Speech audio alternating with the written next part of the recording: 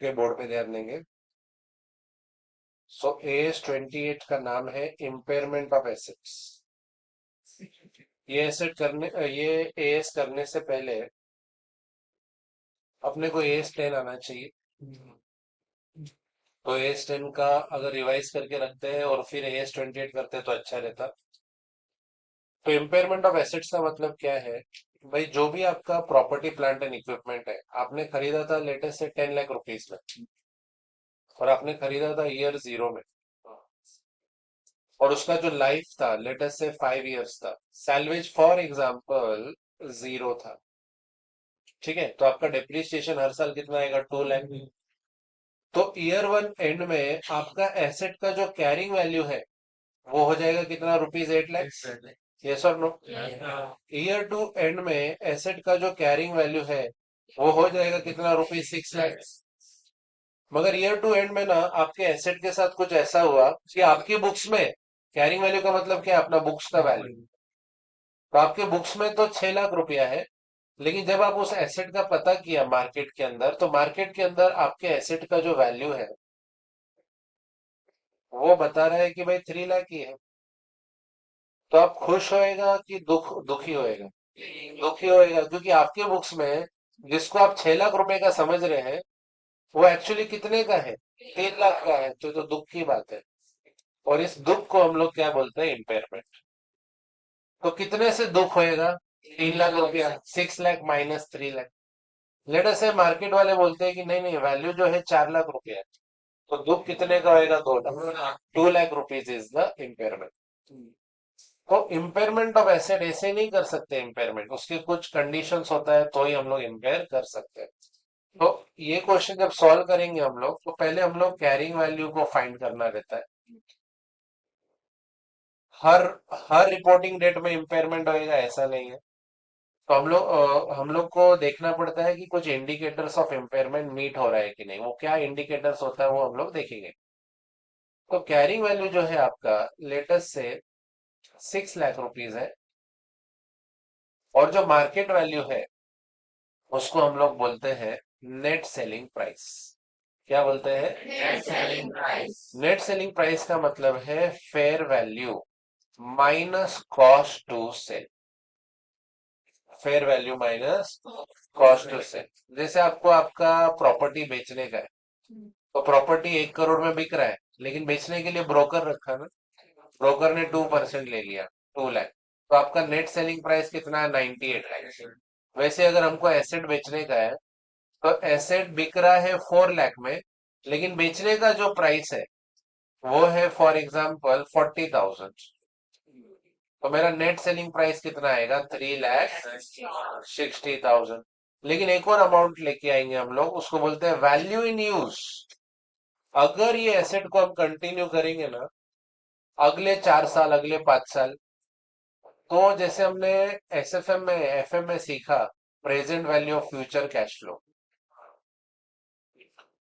तो फ्यूचर के cash flows, अभी अकाउंट वाले फ्यूचर की बात करते हैं ना, तो थोड़ा सा ध्यान रखना पड़ता है। तो हम लोग का इम्पेयरमेंट कब हो रहा है? आज इम्पेयर हो रहा है, टुडे। और हम ये सोच रहे हैं कि अगर हम आज बेचे नहीं और एसेट को कंटिन्यू करें अगले 3-4 साल, तो फिर फ्यूचर के जो भी कैश फ्लोज होएगा, सर कौन सा कैश फ्लो? एसेट से जो पैसा कमाएगा उसको क्या बोलते हैं? Cash flow. तो उसका जो प्रेजेंट वैल्यू है, present value of future cash flow, उसको बोलते हैं क्या? Value in use. तो वो हम लोग को कैलकुलेट करना पड़ेगा। और लेटेस्ट से हमारा जो वैल्यू इन यूज आया वो आया 5 लाख रुपए। कितना है? 5 लाख। अब समझदार इंसान, जिसको समझदार इंसान को क्या बोलते हैं? प्रूडेंट। तो प्रूडेंट इंसान क्या करेगा? क्या 3,60,000 में बेच देगा कि फायदा लेने का सोचेगा? तो इसमें विच एवर इज हायर जो होता है उसको बोलते हैं रिकवरेबल वैल्यू। क्या बोलते हैं? और रिकवरेबल वैल्यू यहाँ पे 5 लाख रुपए आएगा। और आप कंपेयर करोगे कैरिंग वैल्यू, आपकी बुक्स की वैल्यू को रिकवरेबल वैल्यू से, तो आपके बुक्स में एसेट का वैल्यू है 6 लाख, और आपके कैलकुलेशन के हिसाब से आप 5 लाख। तो क्या लगता है, हम लोग खुश होएगा कि दुख होएगा? दुख होगा। कितने का दुख होएगा? 1 लाख का। और 1 lakh will be the impairment. तो सर एंट्री क्या आएगा, impairment loss account debit to PP या टू एसेट, क्योंकि एसेट का वैल्यू कम करना है। 6 लाख के वैल्यू को कितना करना है, 5 लाख।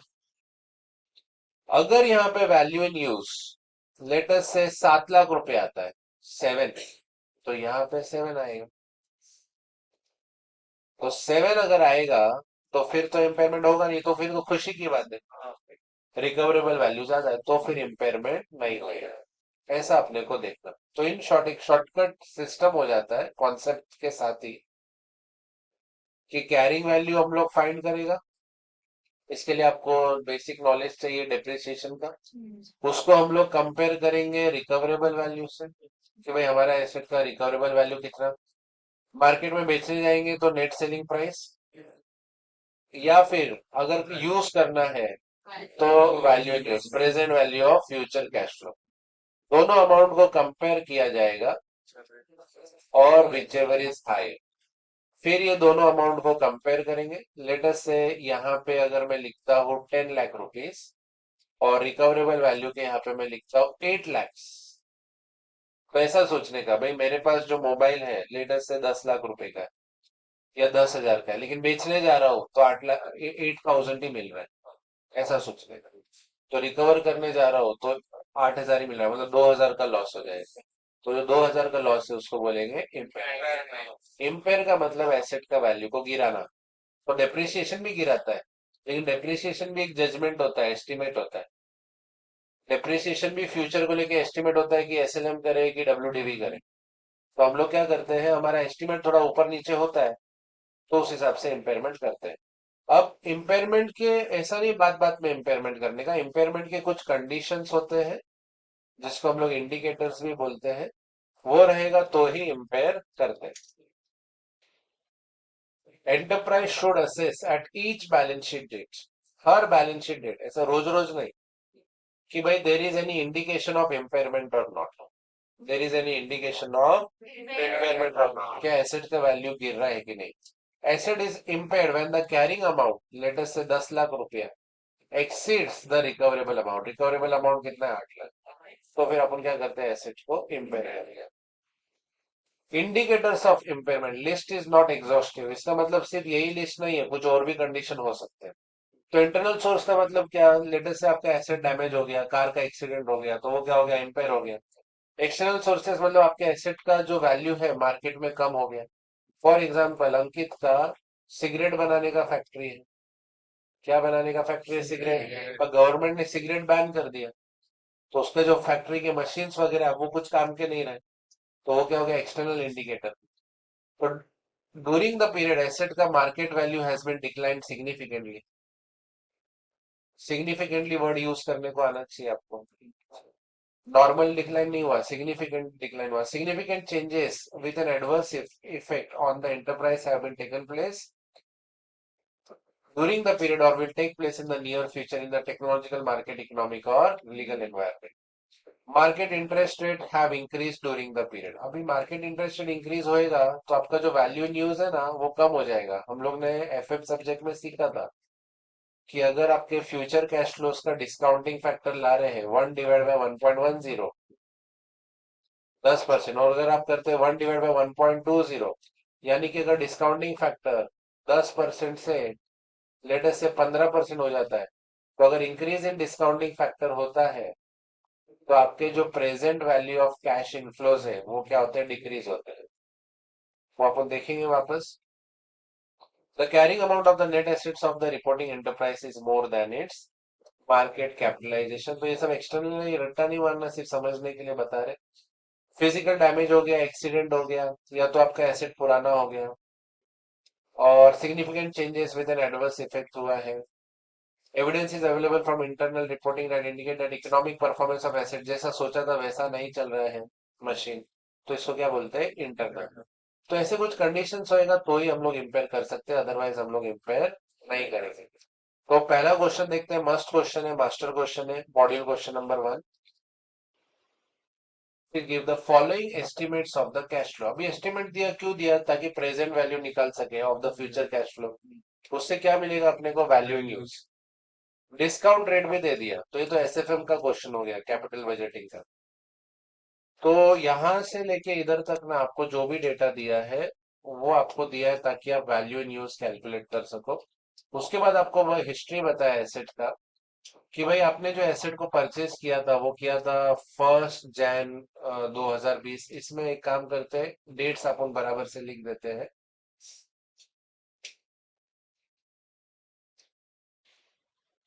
किया 31 दिसंबर 2021 किया। रेसिडुअल वैल्यू क्या किया एट द एंड ऑफ 2026 किया। पीपी परचेस्ड ऑन क्या लिखा 1 जैन 2019।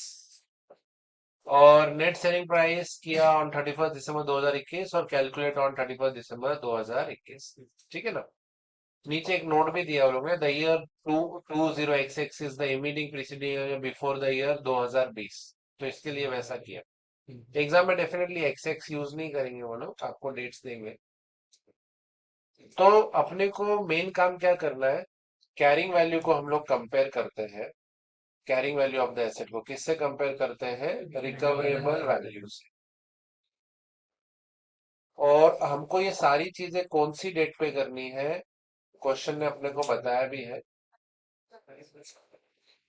31 दिसंबर 2021।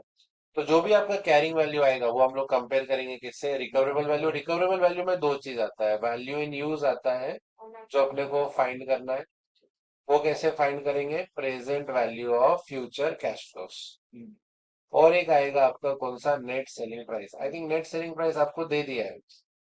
तो नेट सेलिंग प्राइस कैसे मिलता है अपने को, fair value minus cost to sell. खाली लिख के रखते हैं, अगर ये लोग fair value minus cost to sell का डेटा देते तो अच्छा रहता था। पर यहाँ पे रेडीमेड दे दिया है, कितना दे दिया नेट सेलिंग प्राइस, 20,000 लैक्स। तो यहाँ पे लिखते हैं 20,000 लैक्स। बराबर। तो पहला कैरिंग वैल्यू पहले इतना आप लिख लो, वर्किंग नोट नंबर 1।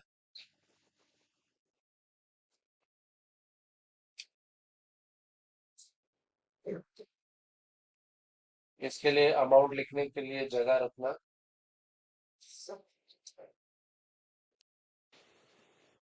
करते हैं। इसके नीचे 2-3 लाइन लीव करके रखते हैं। तो working note 2, calculation of carrying value. Carrying value मतलब क्या, बुक्स का वैल्यू एज ऑन 31 दिसंबर 2021। ठीक है, बोर्ड पे ध्यान देंगे। आपने जो एसेट है वो कभी खरीदा था, अभी तो डेट्स लिखवा है आपको। तो आपने एसेट खरीदा था 1/4/2019 को, 1 जैन 2019 को, बराबर है। तो 1 जैन 2019 को जब आपने एसेट खरीदा तो कितने में खरीदा, 40,000 लैक्स। और आपको यूजफुल लाइफ दिया है कितना, 8 इयर्स। और सैलवेज कितना दिया, वो तो 2026 के हिसाब से दिया है वो लोग ने। और वो चीज जो है 1,000 लैक्स आपको दिया। और इसके अलावा आपको सैलवेज की लाइफ कितना दिया है, 8 इयर्स है। तो 40,000 लैक्स माइनस सैलवेज आपको जो दिया है वो दिया है rupees 1,000 lakhs, divide by number of years, useful life है 8 इयर्स। तो 39,000 डिवाइड बाय 8 इयर्स करेंगे कितना होता,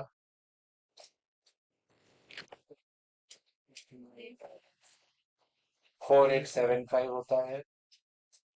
सो 4875 लैक्स, बराबर है। तो यहाँ पे डेप्रिसिएशन माइनस होएगा आपका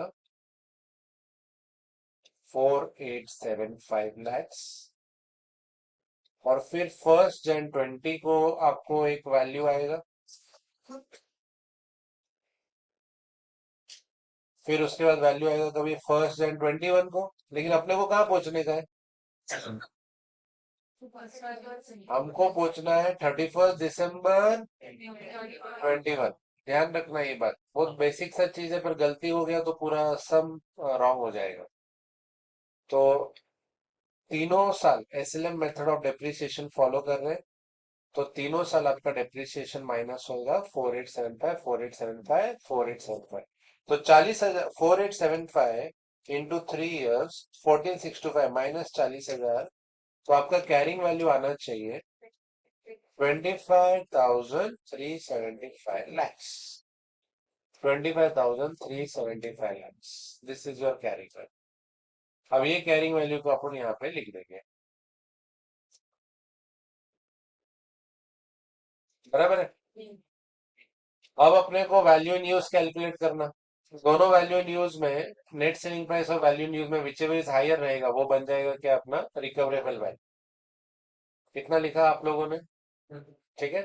फिर वर्किंग नोट 3 आएगा. Calculation of value in use.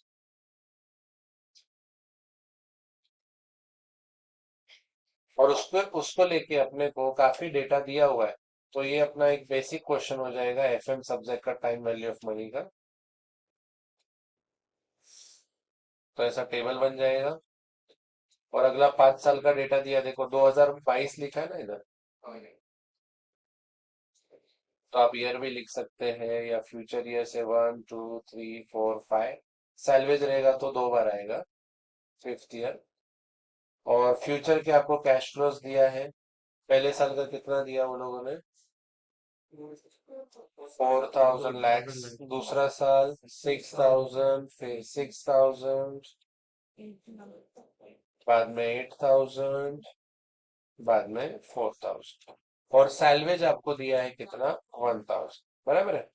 फिर आपको डिस्काउंटिंग फैक्टर दिया है कितना 15%. 1/1.15. 3 डेसिमल लेते हैं. 0.870. 0.756. 0.658.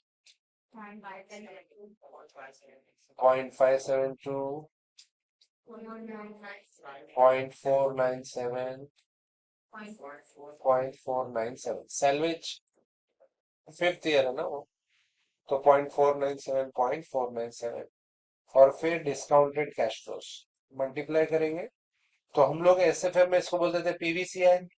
यहाँ पे इसको बोलेंगे वैल्यू इन यूज.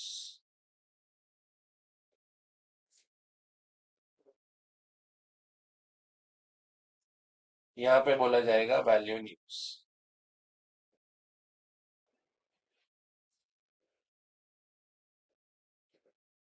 बराबर है. तो अभी ऊपर जाएंगे अपना टेबल पे और यहाँ पे लिखेंगे 19,025 lakhs. अब जो भी प्रूडेंट इंसान रहेगा वो डिसीजन मेकिंग कैसे करेगा दोनों का विच एवर इज हायर. तो आपका जो रिकवरेबल वैल्यू रहेगा वो कितना रहेगा ₹20,000 lakhs. तो अभी ऐसा सोचने का भाई मैं जो है अपना टीवी लेके गया बेचने के लिए. मेरे बुक्स में टीवी का वैल्यू है 25,375. पर जब दुकान पे गए तो सामने वाले ने बोला 20,000. तो अपने को 5,375 का दुख होएगा. उस दुख को क्या बोलते हैं इम्पेयरमेंट लॉस. तो इसके नीचे अपन लिख देंगे impairment loss is equal to ₹5,375 lakhs.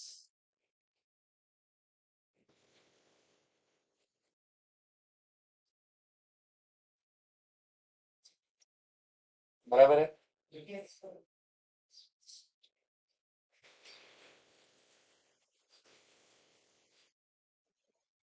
देना चाहिए. तो इम्पेयरमेंट होने के बाद फिर आपका जर्नल एंट्री आएगा. तो आपका जर्नल एंट्री आएगा on 31 December 2021. Impairment loss account debit जो कि पीएनएल में ट्रांसफर होएगा ब्रैकेट में पीएनएल. कितना अमाउंट आया 5,375 lakhs to PP account. 5,375 lakhs.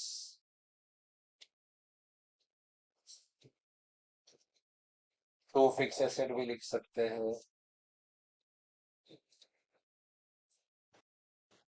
Eight the end of 2021 क्या आपने फाइंड किया.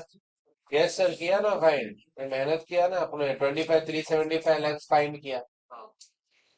वैल्यू न्यूज फाइंड किया 31 दिसंबर 2021 को. रिकवरेबल अमाउंट भी फाइंड किया. इम्पेयरमेंट लॉस भी फाइंड किया. रिवाइज कैरिंग अमाउंट बाकी है सर. रिवाइज कैरिंग अमाउंट मतलब माइनस करने के बाद. तो बाद में working note number 5 revised carrying amount of the asset. तो रिवाइज्ड कैरिंग अमाउंट क्या होएगा? आपका एसेट खुशी से 25,375 पे बैठा हुआ था, उसमें से आपने 5,375 लैक्स माइनस कर दिया इम्पेयरमेंट के नाम का।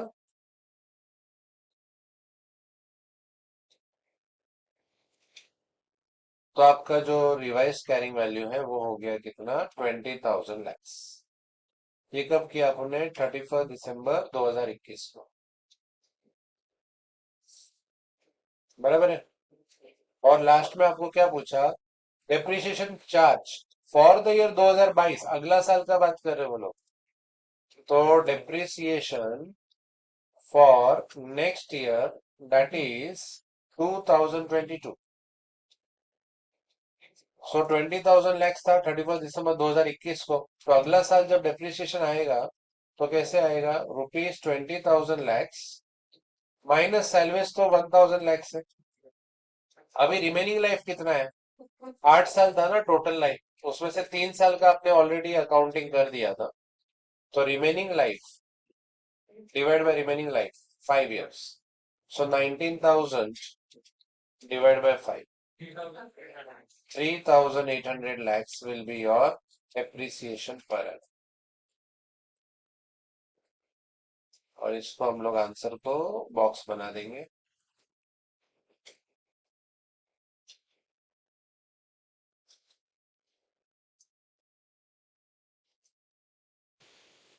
आंसर भी चेक कर लेते हैं। तो calculation of value in use देखो 19,025 आया क्या?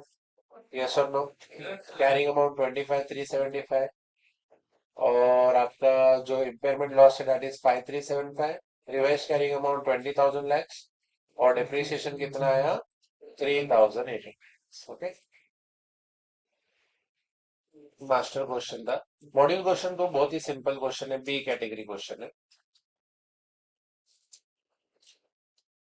So X Limited is having a plant carrying amount of which is rupees 100 lakh on 31st March 2021. Its balance useful life is 5 years and the residual value at the end of 5 years is 5 lakh. ये सब क्यों बताया? Depreciation वगैरह करने को। अब question ने क्या पूछा है? क्वेश्चन ने लेकिन अपने को ना कुछ और पूछा है। क्वेश्चन ने पूछा है calculate value in use for the plant if the discount rate is 10%। तो आपको करना क्या है? यहाँ पे वैल्यू इन यूज कैलकुलेट करना है and also calculate the recoverable amount. तो रिकवरेबल अमाउंट हम कैसे कैलकुलेट करते हैं? तो recoverable amount will be value in use जो आप फाइंड कर रहे हैं उसको अपन कंपेयर करेंगे किससे? नेट सेलिंग प्राइस से। और नेट सेलिंग प्राइस क्या होता है? Fair value minus cost to sell. पर ये क्वेश्चन में भी अपने को नेट सेलिंग प्राइस डायरेक्ट दे दिया, 60 लैक्स दे दिया। तो अब आपको सिर्फ क्या कैलकुलेट करना है? Value in use. और वो कैलकुलेट करना काफी सिंपल है। यहाँ पे हम लोग डिस्काउंटिंग फैक्टर अप्लाई करेंगे, कितना? 10%। आपको सैलवेज का ध्यान रखना पड़ेगा। सैलवेज आपको दिया है यहाँ पे residual value eight the end of 5 years कितना दिया है? 5 लाख। वहां पे गलती नहीं होना चाहिए। तो ये 5 तो बराबर है और 31 मार्च 2026 को 5 लाख और ऐड हो जाएगा इधर। किसका? सैलवेज के नाम का। तो 1/1.10। पहला साल कितना था? 0.909। फिर 0.826। अगर हर साल कैश फ्लो सेम होता तो एन्युटी भी ले सकते थे। 0.683, 0.621 और 0.621। बराबर। तो 50 into 0.909 M plus 30 into 0.826 M plus 30 into 0.751 M plus 20 into 0.683 M plus 20 into 0.621 M plus और 5 into 0.621 M plus MRC।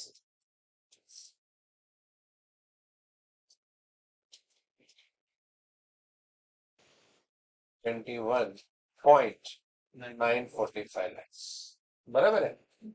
तो इसमें अभी क्या होएगा? विच एवर इज हायर होने वाला है और विच एवर इज हायर करेंगे तो आपका अमाउंट कितना आने वाला है? 121.945 लैक्स। तो एकदम सिंपल क्वेश्चन था। तो जरा अगर देखते हैं यहाँ पे तो एकदम सिंपल कैलकुलेशन है। तो इन लोगों ने खाली क्या किया, इसको भी टेबल के साथ ही लिख लेते तो अच्छा रहता था। यहाँ पे 5 लिखते थे, यहाँ पे 0.62, हम लोग 1 लिए थे, ये लोग 0.620 लिया। और इनका आंसर 121.92 है, अपना आंसर कितना है 121.945। सो present value of the estimated cash flow. और रिकवरेबल वैल्यू कितना है आप लोगों का, 60 lakhs। तो विच एवर इज हायर करें, ठीक है ना। चलो कैलकुलेट कर लो फटाफट, कैसा अच्छे से table banana.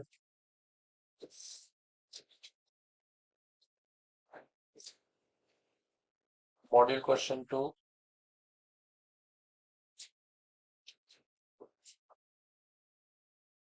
So module question number 3, G Limited acquired a machine on 1st April 2020 for rupees 7 crore that had estimated useful life of 7 years. इसको आप A category important mark कर सकते हैं. The machine is depreciated on straight line basis and does not carry any residual value. On 1st April 2024, 4 साल के बाद, the carrying value of the machine was reassessed at rupees 5.10 crore and the surplus arising out of revaluation being credited to revaluation reserve. अच्छा, machine कितने में acquire किया on 1st April 2020 for rupees 7 crore. तो यहाँ पे हम लोग लिखते हैं 1st अप्रैल 2020, परचेस कॉस्ट है आपका रुपीज 7 करोड़ और सैलवेज 0 और लाइफ, यूजफुल लाइफ 7 इयर्स, कभी भी यूजफुल लाइफ देखने का। और फिर आपका जो डेप्रिसिएशन पर एनम आएगा that will B 7 crore minus 0 divide by 7 years, तो 1 करोड़ पर एनम आएगा। और 4 साल तक 1 for 21, 1 for 22, 1 for 23, 1 for 24, तो 4 साल तक हो जाएगा कितना, 4 करोड़ का डेप्रिसिएशन हो जाएगा, बराबर है। तो फिर आपका 1 for 24 को आपका जो कैरिंग वैल्यू ऑफ मशीन रहेगा, तो 7 करोड़ में से 4 करोड़ जाएगा, तो कितना रहेगा रुपीज 3 करोड़। तो ये जो पार्ट है अपन ने इधर से इधर तक का किया। On 1st April the carrying value of the machine was reassess करके उसको कितने पे लेके गए 5.1, तो रीवैल्यू किया है उसको, और यहाँ पे रीवैल्यू टू रुपीज 5.10, तो इसका एंट्री आता है PP account debit 2.10 crore to revaluation reserve 2.10 crore. अब हम लोग ने ए स्टेन में कुछ ऐसा सीखा था, ए स्टेन में कुछ ऐसा सीखा था कि अगर आपका 100 का चीज 120 हुआ तो रीवैल्यूएशन रिजर्व यहाँ पे 20, पीपी जो है कितना हो गया 120। अब पीपी जो है हर साल डिप्रिशिएट होता रहेगा 12 12 12 ऐसे करके, पर रिवैल्यूएशन रिजर्व भी हर साल एमोटाइज होता रहेगा। अगर डैडी हो रहे हैं डिप्रिशिएट तो उसका बेटा भी एमोटाइज होएगा। जब ये 12 रुपया कट करते हैं तो डिप्रिसिएशन टू पीपी होता है, डिप्रिसिएशन टू पीपी। जब 2 रुपया कट करते हैं तो रिवैल्यूएशन रिजर्व क्रेडिट बैलेंस है, तो रिवैल्यूएशन डेबिट होता है टू, पीएनएल में जाता ही नहीं है, तुम रिवाइज नहीं करता है, तो revaluation reserve debit to retain earnings. कभी भी पीएनएल से रिवैल्यूएशन रिजर्व में जाते, रिवैल्यूएशन रिजर्व से पीएनएल में कभी भी जिंदगी में नहीं जाते। तो ऐसा करके था। तो इधर यहां से लेके यहाँ का, now for the year ended March 2026 बोला, मतलब 2 साल और हो गया, 2024 से 2025 एक साल और 2025 से 2026 दूसरा साल। Condition indicating impairment of the machine existed and the amount recoverable ascertained to be only rupees 79 lakh। तो 2 साल आगे और गाड़ी बढ़ेगा, और अगला 2 साल के लिए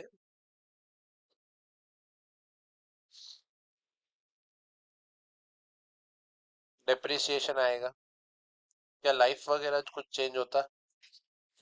तो अभी आपका जो रिवैल्यूड कैरिंग अमाउंट है वो तो 5.10 करोड़ है, -0 divide by remaining life 3 years, तो कितना होता है देखो, 1.70 करोड़ पर एनम। 2 साल का डेप्रिसिएशन जाएगा 2 इयर्स, तो 3.40 करोड़ आपका डेप्रिसिएशन होएगा 2 साल का।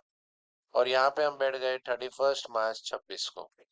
तो यहाँ पे आपका जो रिवाइज्ड कैरिंग अमाउंट है, या तो आप बोल सकते हैं कैरिंग वैल्यू ऑफ आपका मशीन या PP, that will B 5.10 crore था, -3.40 करोड़, तो 1.70 करोड़ आ जाएगा। बराबर है, तो 1.70 करोड़ आएगा, यस और नो। और वो लोग बोलते हैं कि भाई इसका जो वैल्यू है कम हो गया, recoverable amount ascertain to be only ₹79 lakh. तो खुशी की बात है कि दुख की बात है? दुख की बात है। तो 1.7 जो है वो हो गया, इम्पेयर हो गया 0.79 करोड़। तो दोनों का जो डिफरेंस है, कितना डिफरेंस आया? 0.91 करोड़ का आपका जो है डिफरेंस आया है। ठीक है, आगे वो लोग बोलते हैं you are required to calculate the loss on impairment of the machine and show how this loss is to be treated in the book. Zee Limited had followed the policy of writing down the revaluation surplus by the increasing charge of depreciation resulting from the revaluation. तो 0.91 अब आपका 2 साल का ये भी था revaluation reserve. तो यहाँ पे हम लोग रिवैल्यूएशन रिजर्व और इधर करते हैं पीपीई। पीपीई को आप लेके आए थे 1 अप्रैल 2024 को 5.1 पे लेके आए थे। तो यहाँ पे मैं लिखता हूँ 5.10 करोड़ तभी लेके आए थे हम लोग 1 अप्रैल 2024, और उस दिन आपका रिवैल्यूएशन आया था 3 से 5.1 पे चले गए ना, तो 2.1 आया। अब इसको तो आपने 2 साल डेप्रिशिएट किया 1.7 1.7, तो आप आके बैठ गए 1.7 पे, तो ये भी एमोटाइज होएगा, तो 2.1 डिवाइड बाय 3 इयर्स एमोटाइज होएगा। 0.7 0.7, तो कितना होएगा, बचेगा कितना, 0.7। यानी कि हमारा रिवैल्यूएशन रिजर्व का बैलेंस कितना बचा है, 0.7। तो 0.91 में से यहाँ पे डेबिट हो जाएगा रिवैल्यूएशन रिजर्व, कितने से डेबिट होएगा, 0.71 करोड़ से, और जो बैलेंस है that will be debited to PNL, और वो कितना जाएगा, 0.20 करोड़, ऐसा करके होए। तो ये पूरा क्वेश्चन अपन ने कैसा किया, टाइमलाइन पे किया, वर्किंग के साथ किया। ठीक है, इसको आप ड्रॉ कर सकते हैं। थोड़ा बड़ा टाइमलाइन है तो हिसाब से ड्रॉ करना, या तो डबल पेज या तो लैंडस्केप।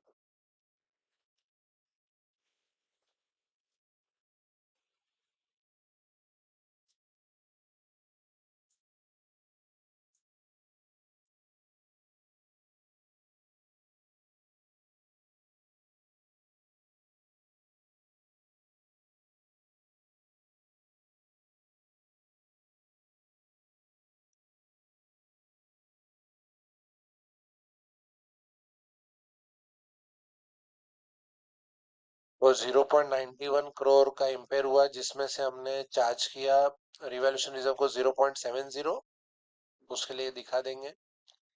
और बाकी जो बैलेंस अमाउंट है it is debit to PNL, ये रहेगा आपका इम्पेयरमेंट लॉस।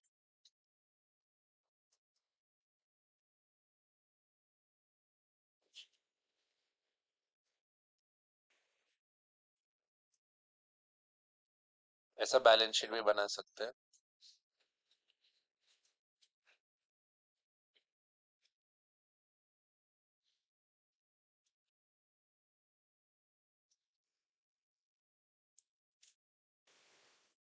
कर रहे हैं, तो आईसीए ने वर्टिकली सॉल्व किया, आप लोग वर्टिकली भी कर सकते हैं इस हिसाब से, पर आंसर राइट आना चाहिए। और 0.91 का आपका इम्पेयरमेंट लॉस हुआ था टोटल, उसमें से आपका जो 0.70 है impairment loss set off against revaluation reserve, और impairment loss debited to PNL is 0.21। ठीक है ना। तो ये लास्ट में ऐसा लाइन लिख लेना नॉर्मली कि टोटल इम्पेयरमेंट लॉस हुआ था 0.91, जिसमें से impairment loss set off against revaluation reserve balance 0.70, impairment loss debited to PNL 0.21। B category question है, सिंपल क्वेश्चन है ये। 4 years एगो, 4 साल पहले कितने में परचेस किया? For rupees 150 lakhs and depreciated at 10% on straight line method. तो 150 lakh into 10%, 15 lakh. At the end of 4th year, 4 साल का डेप्रिशिएशन, 15 लाख इंटू 4 साल कितना? 60। तो 150 में से 60 जाएगा तो 90 बचेगा। It has revalued the asset at rupees 75। तो 90 का 75 हो गया। And has return off the loss on the revaluation to PNL, 15 lakh रुपए उसने राइट ऑफ कर दिया। However, on the date of revaluation, the market price is 67.5 lakh and expected disposal cost are rupees 3 lakh. तो already 15 lakh debit किया है, लेकिन market में कुछ और चल रहा है। फेयर वैल्यू क्या होता है? Fair value minus cost to sell, net selling price. What will be the treatment in respect of impairment loss on the basis that fair value for revaluation surplus is determined by the market value and the value in use estimated at 60 lakh? तो देखो 4 साल पहले, 4 साल पहले हम लोग ने 150 लाख में खरीदा था। 10% का डेप्रिसिएशन बोला, मतलब कितना है? 15 लाख। 4 साल का जो डेप्रिसिएशन आया वो कितना है? 60 लैक्स।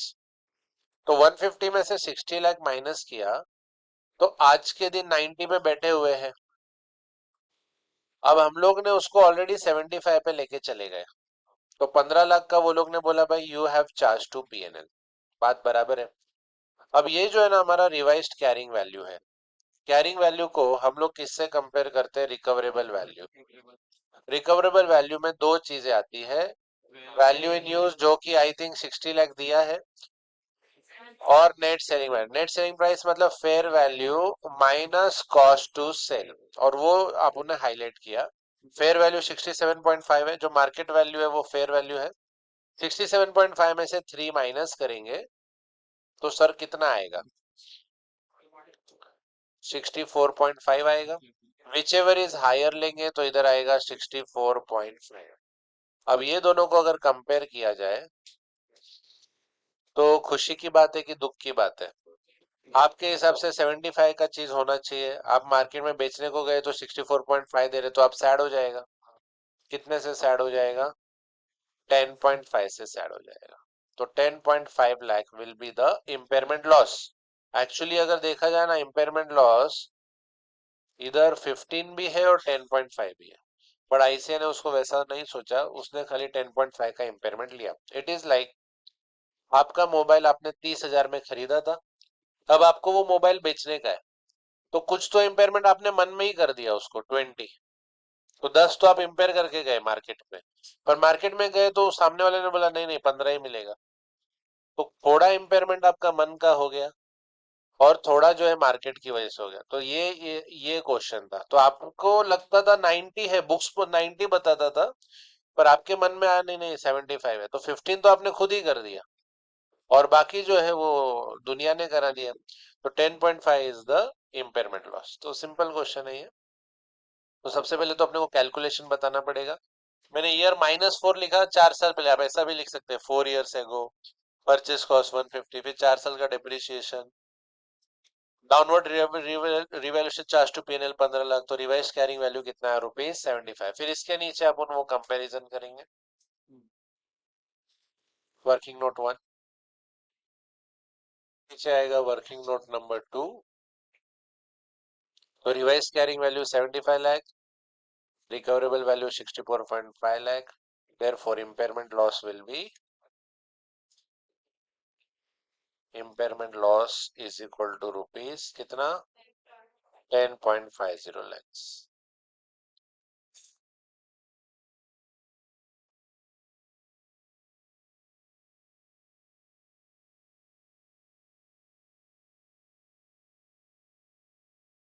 चलो डन। देखिए इसके नीचे प्रोविजन लिखेंगे। As per AS 28, impairment of asset, if the recoverable amount of asset is less than the carrying amount, the carrying amount of the asset should be reduced to its recoverable amount. Impairment loss will be rupees 10.5. ये provision आपको लिखने का है, जितना highlight किया उतना।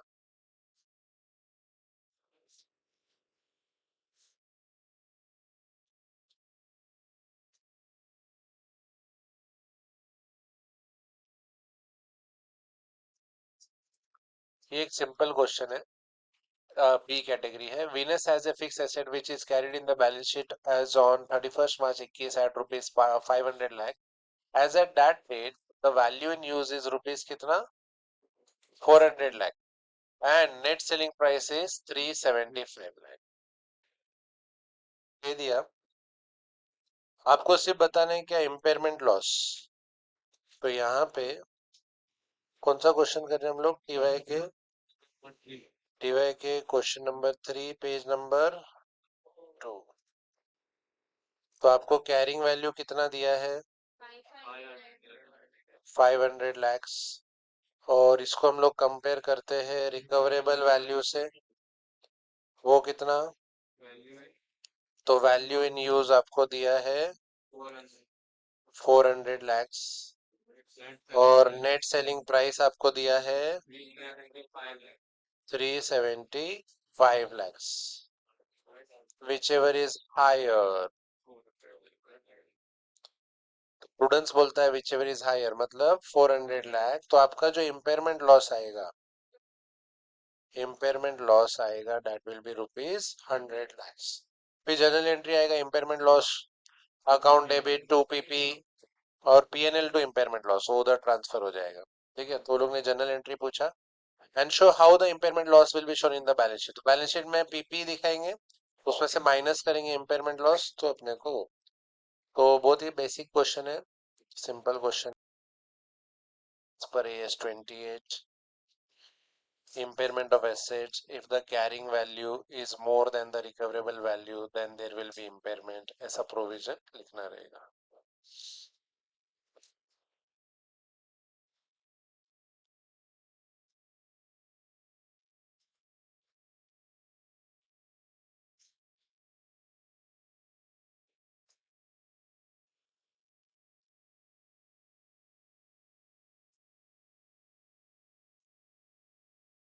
तो general entry impairment loss account debit, ये लोग ने to provision for accumulated impairment loss account बोला, बट अल्टरनेटिवली आप उसको कर सकते हैं टू पीपी भी कर सकते हैं।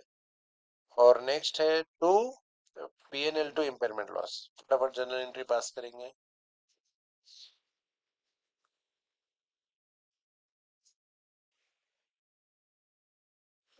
और फिर बैलेंस शीट में कैसे प्रेजेंट करेंगे, पीपी जो है उसका कैरिंग वैल्यू कितना है 500 लेस इम्पेयरमेंट लॉस 100, तो आंसर कितना आएगा 400।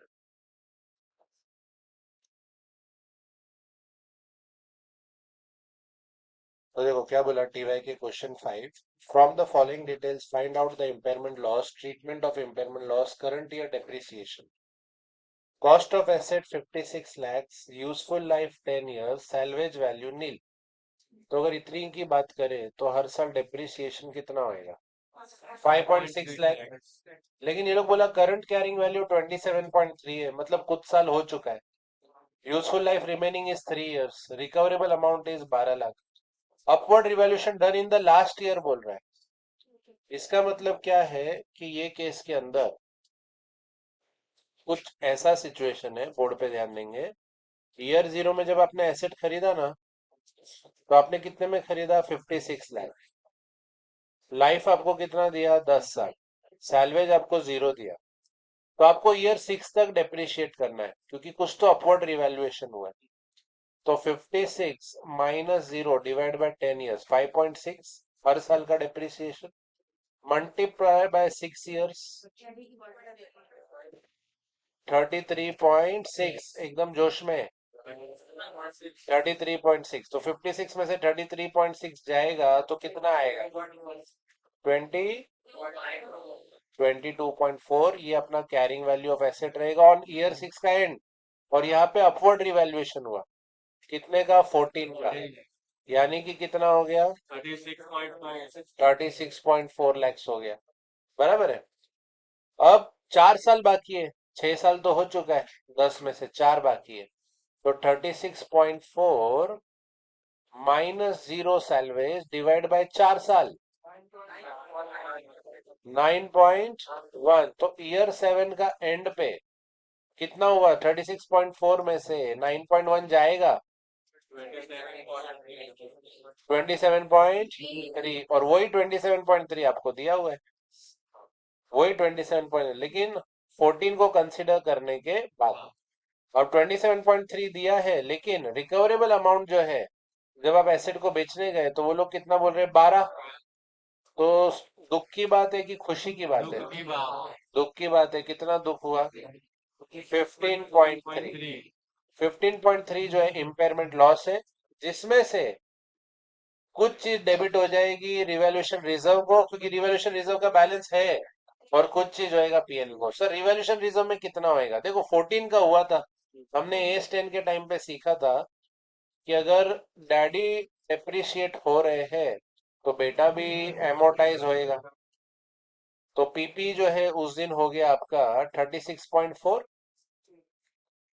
उसको आपने अगला साल डेप्रिशिएट किया 9.1 से, तो 4 साल बाकी है ना ईयर 6 के एंड के बाद, तो 14 डिवाइड बाय 4 करेंगे 3.5, तो 3.5 एमोटाइज होएगा। इसका एंट्री क्या आएगा, revaluation reserve account debit to retain earnings, तो यहाँ पे आएगा 10.5, और यहाँ पे तो आपका आया 27.3, यानी कि 10.5 का जो है रिवैल्यूएशन रिजर्व बैलेंस बाकी है। तो 15.3 में से 10.5 will be debited to revaluation reserve, और देखो कितना बदल गया, 4.8 will be debited to the PNL account, ऐसे करके होएगा। तो आगे वो लोग ने आपको इम्पेयरमेंट लॉस तो मिल गया, इम्पेयरमेंट लॉस कितना मिला सर, 15.3, उसका ट्रीटमेंट है कि किसको कितना डेबिट करने का, और आगे पूछा करंट ईयर डेप्रिसिएशन बताओ, तो अभी 27.3 का 12 हो जाएगा ना, और ईयर 7 एंड पे बैठे हम लोग, तो रिमेनिंग लाइफ कितना है, 3 इयर्स, तो 12 divide by 3 years, 4 will be the current year का डेप्रिसिएशन। बराबर है। तो ये सब अच्छे से प्रेजेंट किया, वापस देखते हैं। Year 0 purchase cost 56 lakh, salvage 0, life 10 years, depreciation per annum 56 minus 0 salvage divide by 10, तो 5.6 इंटू 6 साल 33.6, उसमें से अपन ने 56 में से 33.6 माइनस किया, तो कितना होता है 22.4, उसमें अपवर्ड रिवैल्यूएशन ऑफ 14 का, तो रिवाइज कैरिंग वैल्यू 36.4, सारी बातें लिख दिया। डेप्रिसिएशन 36.4 माइनस 0 डिवाइड बाय 4, तो फिर 36.4 में से 9.1 या 27.3, मगर रिकवरेबल वैल्यू कितना है, 12 लाख। तो इम्पेयरमेंट लॉस है 15.3 का, और डेबिट किया रिवैल्यूएशन रिजर्व को 10.5, और डेबिट टू पीएनएल 4.8। तो हम लोग ने टाइमलाइन बेसिस पे किया। अगर हम आईसीआई का सॉल्यूशन देखेंगे तो वो लोग ने इस चीज को वर्टिकली सॉल्व किया, और वो लोग ने गलती क्या कर दिया, 15.3 जो था उसमें से 10.5 जाना चाहिए ना रिवॉल्यूशन रिजर्व, वो लोग ने रिवॉल्यूशन रिजर्व को एमोटाइज ही नहीं किया, लेकिन पिछले क्वेश्चन में तो किया था जो अपन ने पिछले लेक्चर में किया। तो ये ट्रीटमेंट आईसीआई का रॉन्ग है, एएस बोलता है रिवॉल्यूशन रिजर्व एमोटाइज होना चाहिए, ठीक है ना। और बाकी प्रोविजन वगैरह अपने को लिखना पड़ेगा, ये अपन प्रोविजन लिखेंगे। तो पहले हम लोग ये टाइमलाइन ड्रॉ कर लेते हैं। ये पूरा टाइमलाइन है, मैं पहले लेफ्ट साइड पे आपको फोकस कर रहा हूँ, जूम कर रहा हूँ।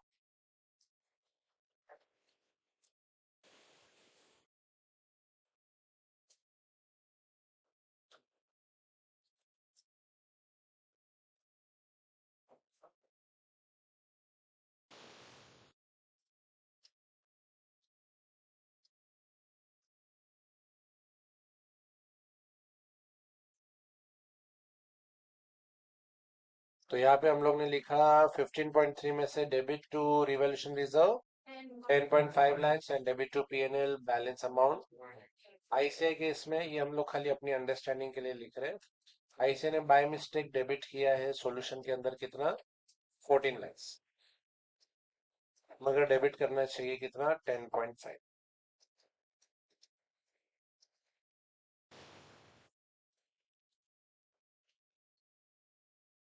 ये एक वर्किंग आएगा, पीपी अपना 22.4 प्लस 14 तो कितना होता है, 36.4।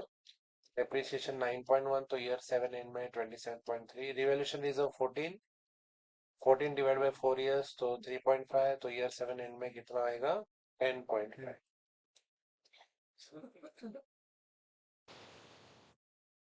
आपका सॉल्यूशन खत्म होने के बाद impairment loss on a revalued asset is recognize as an expense, तो इम्पेयरमेंट लॉस को हम लोग रिकॉग्नाइज करते हैं as an expense. However impairment loss on revalued asset is recognize directly against, पहला किसके अगेंस्ट करने का, revaluation surplus, to the extent that the impairment loss does not exceed the amount held in the revaluation surplus. तो ये दो point आपको लिखना रहेगा, ठीक है ना।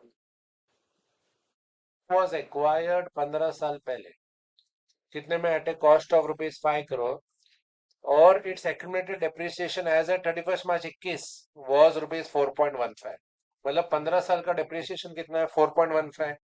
तो कैलसी लेंगे, 15 माइनस 4.15 तो कितना होता है, 0.85।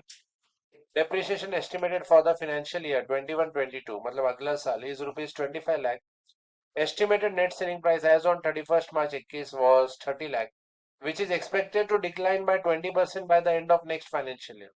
ऐसा लाइन अपन पहली बार देख रहे हैं। नेट सेलिंग प्राइस आपको एक साल का दिया और अगले साल का भी दिया, 30 लाख माइनस 20%, कितना होता है, 30 lakh minus 20%, 24 lakh. Value in use आपको दिया 31 मार्च 21 का, और it is expected to decrease by 30% by the end of the financial year. Assuming that other conditions for applicability of impairment accounting are satisfied, what should be the carrying amount of this plant as at 31st March 2022? तो conditions for applicability of impairment कब satisfy हो रहा है, as at 31st March 22। अब समझो इस बात को, क्वेश्चन है ना, ये क्वेश्चन में आपको तीन इंफॉर्मेशन दिया, एक 15 साल पहले, एक 31st मार्च 21 को। वो लोग ने यहाँ का भी इंफॉर्मेशन दिया, इधर का भी इंफॉर्मेशन दिया। वो लोग ने यहाँ का आप कैरिंग वैल्यू निकाल सकते हैं, यहाँ तक इंफॉर्मेशन दे दिया। रिकवरेबल वैल्यू को लेके वो लोग ने वैल्यू इन यूज भी दे दिया, नेट सेलिंग प्राइस भी दे दिया। तो बच्चा क्या कर सकता है, 31 मार्च 21 को इम्पेयरमेंट कर सकता है डेफिनेटली, बट 31 मार्च 22 को कंडीशन फॉर इम्पेयरमेंट सेटिस्फाई हो रहा है। और ये लोग क्या बोल रहे हैं, जो वैल्यू इन यूज इधर है ना, वो -20% होएगा, -30% होएगा। तो आपको वैल्यू इन यूज इधर का भी मिलेगा, नेट सेलिंग प्राइस इधर का भी मिलेगा। तो आपको रिकवरेबल वैल्यू इधर का भी मिलेगा, कैरिंग वैल्यू आपको दिया है, और वो लोग ने 21-22 का डेप्रिसिएशन भी आपको दिया है, तो कैरिंग वैल्यू इधर का भी मिल जाएगा। तो जब कंडीशंस फॉर इम्पेयरमेंट सेटिस्फाई होता है ना, तभी इम्पेयरमेंट करते हैं। क्या होता है कंडीशंस फॉर इम्पेयरमेंट, आपका एसेट का कुछ परफॉर्मेंस डाउन होना चाहिए, या तो एसेट गिर गया, उसको चोट लग गया, या फिर मार्केट में एसेट का वैल्यू कम हो गया। फॉर एग्जांपल आप लोग का जो एसेट था वो अल्कोहल बनाने का एसेट था, अल्कोहल मेकिंग मशीन था, लेकिन गवर्नमेंट ने अल्कोहल को बैन कर दिया, तो अभी वो मशीन उतना काम का नहीं है। तो एक्सटर्नल फैक्टर हो सकता है, इंटरनल फैक्टर हो सकता है, तो उस वजह से होता है। तो जब कंडीशंस फॉर इम्पेयरमेंट मीट होता है ना, तभी अपन इम्पेयर करते हैं। बाकी क्वेश्चन में इस बारे में बोला नहीं था, तो अपन ने जैसा था आप लोग ने डायरेक्ट इम्पेयर किया, ये क्वेश्चन ने बोला। तो अपने पास दो रास्ते हैं इम्पेयर करने के, या तो 31 मार्च 21 को करो, या तो 31 मार्च 22। पर क्वेश्चन क्या बोल रहा है, इम्पेयरमेंट का कंडीशन कब मीट हो रहा, condition for applicability of impairment are satisfied, what should be the carrying amount as at, question पूछ रहा है एज एट 31 मार्च 22 बताओ। अगले में भी पूछ रहा है amount to be write off for the financial year ended 31 March 22। सब 31 मार्च 22 को अपने को सर्कल करना पड़ेगा। तो क्वेश्चन अपने को सॉल्व करना है एज एट 31 मार्च 22। और फिर थर्ड और फोर्थ पॉइंट देखते हैं, तो स्क्रीन पे ध्यान देंगे। तो 15 साल पहले आपने कितने में परचेज किया, 5 करोड़। क्वेश्चन नहीं बोला डेप्रिसिएशन ऑफ 15 ईयर्स 4.15, तो कैरिंग वैल्यू कितना हो गया 31 मार्च 21, 0.85। आपको वैल्यू इन यूज दे दिया है क्वेश्चन ने 0.35, और नेट सेलिंग प्राइस दे दिया 0.3। Ideally whichever is higher लेते हैं, पर 31 मार्च 21 को अपने को टाइम पास करना ही नहीं है, अपने को तो 31 मार्च 22 को करना है। डेप्रिसिएशन अगला साल 21-22 का क्वेश्चन नहीं अपने को बोला 25 लाख रुपया है। 0.85 में से 0.25 किया तो 31 मार्च 22 को 0.60 आएगा। और ये लोग ने बोला कि भाई आपका जो रिकवरेबल वैल्यू है ना और नेट सेलिंग प्राइस उसको कम करो, तो नेट सेलिंग प्राइस कितने से कम करो, 0.30 का 20% मतलब 0.24 होएगा। तो ये अपन ने 0.24 किया, वैल्यू इन यूज 0.30% तो 0.30% किया, विच एवर आया तो 0.2245, तो 0.6 का चीज 0.245 पे आ गया। 60 लाख का चीज 24,50,000 पे आ गया। तो खुशी की बात है कि दुख की बात है? दुख की बात है, और दुख हुआ है अपने को 35,50,000। This is your impairment loss. ये आपका पहला पॉइंट का आंसर हो जाता है। फर्स्ट पॉइंट का नहीं, फर्स्ट पॉइंट में क्या पूछा वो लोग ने, कैरिंग अमाउंट ऑफ द, तो carrying amount of the plant कितना हो जाएगा, 24.5 lakhs, या तो 0.24 0.245 कैलसी पे करोगे, इंटू 1 करोड़ से मल्टीप्लाई करो, 1 करोड़ में 7 जीरो आता, तो कितना होता है, 24,50,000। अंकित तुम्हारा तारीफ किया तो तुम आंसर ही नहीं दे रहे। हाँ, तो 24,50,000 that will be the revise carrying amount. Impairment loss पूछा पॉइंट नंबर 2 में, how much amount to be written off, तो अमाउंट राइट ऑफ कितना करेंगे, 35,50,000। पहले फर्स्ट और सेकंड सॉल्व कर रहे हैं, उसके बाद अपन थर्ड और फोर्थ देखेंगे।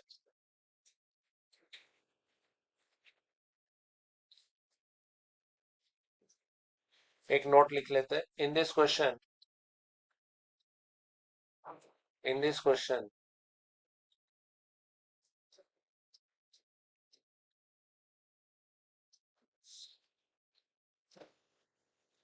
impairment conditions are getting satisfied, impairment conditions are getting satisfied on 31st March 22,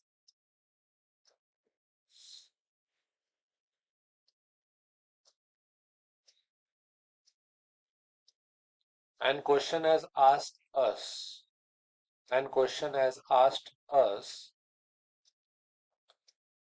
to calculate impairment loss and revised carrying value on 31st March 22 and revised carrying value on 31st March 22। समझा सबको? Okay, तो ये timeline draw करेंगे।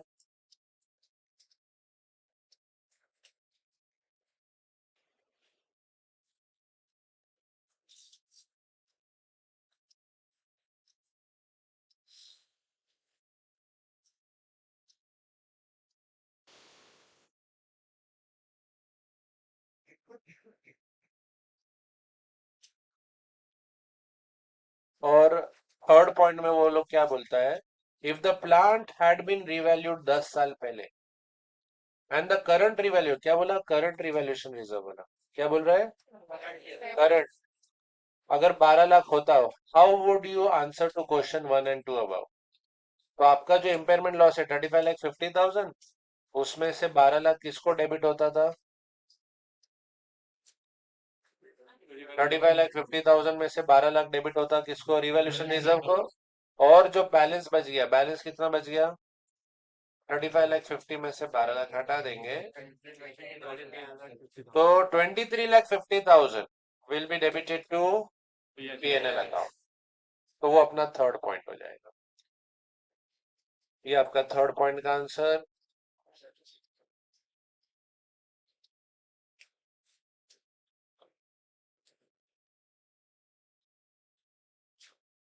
This is the answer of your third point.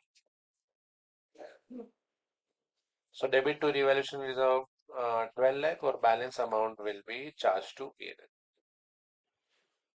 Use was zero if बोला, if को circle करेंगे तीसरे में भी और फोर्थ में भी। If the value in use was zero and the enterprise was required to incur a cost of rupees 2 lakh to dispose of the plant, what would be your response to question 1 and 2 above? तो आपका जो carrying value तो आपका आ गया था कितना, 24.5। यहाँ पे मैं लिखता हूँ revised carrying value of the asset 24,50,000। First part में यही पूछा था अपने को। सेकेंड पार्ट में आपको पूछा था क्या, इम्पेयरमेंट लॉस। तो अभी हाइपोथेटिकली अगर करने को जाए, फोर्थ पॉइंट का आंसर, बोर्ड पे ध्यान देंगे।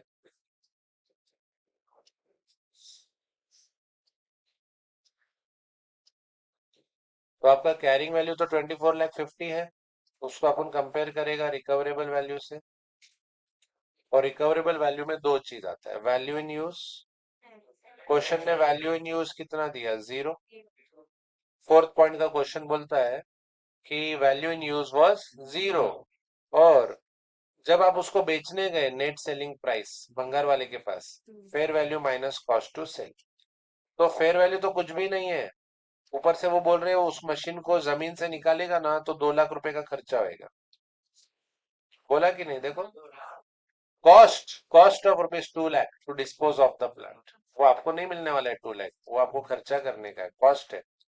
तो नेट सेलिंग प्राइस जो है ना, यहाँ पे नेगेटिव रुपीज 2 लाख है। तो नेगेटिव रुपीज 2 लाख और 0 में क्या हाई होता है, 0। तो रिकवरेबल वैल्यू विल बी 0। और 24,50,000 की चीज आप खुशी से लेके गए मार्केट में, सामने वाले ने आपको कुछ भी पैसा नहीं दिया, तो यहाँ पे इम्पेयरमेंट लॉस कितना हो जाएगा, 24,50,000 will be the impairment loss. ठीक है, ये आपका फोर्थ पॉइंट आंसर रहेगा। भी लगता ना, वो तो अपन ने इम्पेयर के बाद 24.5 है।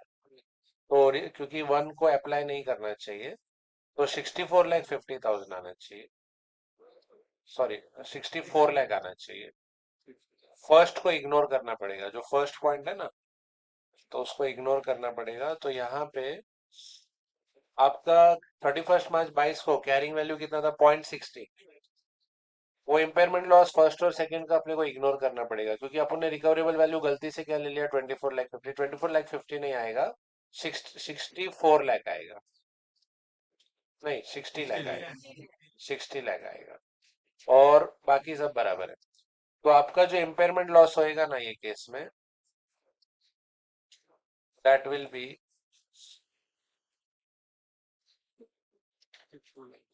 ₹60 lakh.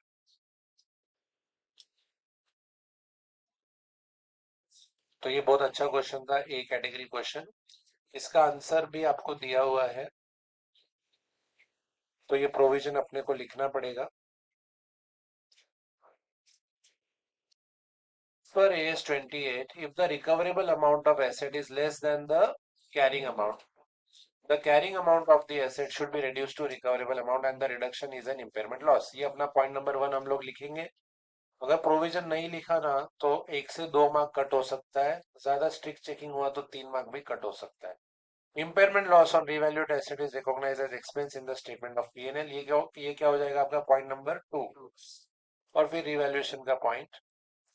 However, an impairment loss on revalued asset is recognized directly against any revaluation surplus to the extent that impairment loss does not exceed the amount held in the revaluation surplus for that same asset। ये क्या हो गया आपका point number 3।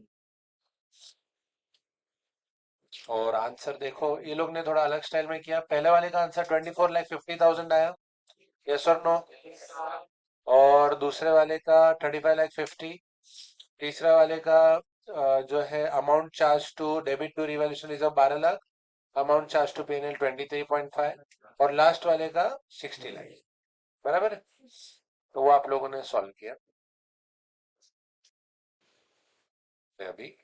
तो ये थोड़ा सा अलग कॉन्सेप्ट है, इसके ऊपर काफी सारा क्वेश्चन सीए फाइनल में है, पर इंटर में खाली उसका कॉन्सेप्ट दिया। क्लासरूम के अंदर क्या क्या चीज है, प्रोजेक्टर है, बेंच है, एसी है, फैन है, ठीक है, और खाली ये क्लासरूम का बात कर रहे हैं। तो लेटेस्ट से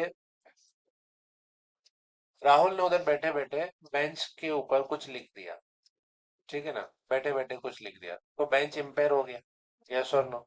अब बेंच जो है फॉर एग्जाम्पल 5,000 रुपए का है, उसने लिखा कभी प्लाई निकाल दिया, तो बेंच इम्पेयर होके कितना हो गया, 3,000 हो गया। बराबर। लेकिन एएस बोलता है कि बेंच को हम लोग को इम्पेयर करने का जरूरत नहीं है। क्यों नहीं है, बिकॉज राहुल यहाँ पे सिर्फ बेंच पे बैठने के लिए नहीं आता है। ऐसा मैंने कुछ चालू किया क्या कि चलो ओम के पास कुछ काम नहीं है तो आ जाओ इधर बैठ के जाओ 2 घंटा, 1 घंटा बैठने का 100 रुपया। इधर अपन आते काहे के लिए, लेक्चर के लिए आते हैं, यस और नो? फॉर्म काहे के लिए आते हैं? बैठने के लिए नहीं आते हैं, लेक्चर के लिए आते हैं। अब लेक्चर के लिए ये सब क्या है, सेट ऑफ इंटीग्रेटेड एसेट्स है। बेंच भी है, एसी भी है, फैन भी है, बोर्ड भी है, ये सब क्या है, सेट ऑफ इंटीग्रेटेड एसेट। बिना इसके जो है क्लासरूम का पर्पस सॉल्व नहीं होगा। इसको बोलते हैं सीजीयू, कैश जनरेटिंग यूनिट। क्या बोलते हैं, CGU, cash generating unit. SM subject में एसबीयू, स्ट्रेटेजिक बिजनेस यूनिट, अलग यूनिट का अलग स्ट्रेटेजी। तो ये क्लासरूम का कैश फ्लो अलग है, दूसरे क्लासरूम का कैश फ्लो अलग है। तो अगर आपका सीजीयू इम्पेयर हो रहा है ना, तो ही हम लोग एसेट्स को इम्पेयर करेंगे। तो for example, Thums Up Coke बनाने का मशीन है, ठीक है? तो अगर उसका फैक्ट्री इम्पेयर हो रहा है ना, वो पर्टिकुलर फैक्ट्री, तो ही फिर वो जो थम्स अप का मशीन है उसको हम लोग इम्पेयर करेंगे। अदरवाइज इम्पेयर करने का जरूरत नहीं।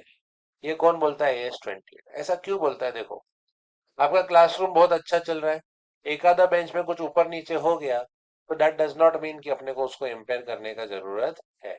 ऐसा बात बात में तो फिर हर एक बेंच चेक करते जाओ, हाँ भाई इसमें 2000 कम करो, उसमें 1000 कम करो, उसमें 500, तो अकाउंटेंट का यही काम रह गया।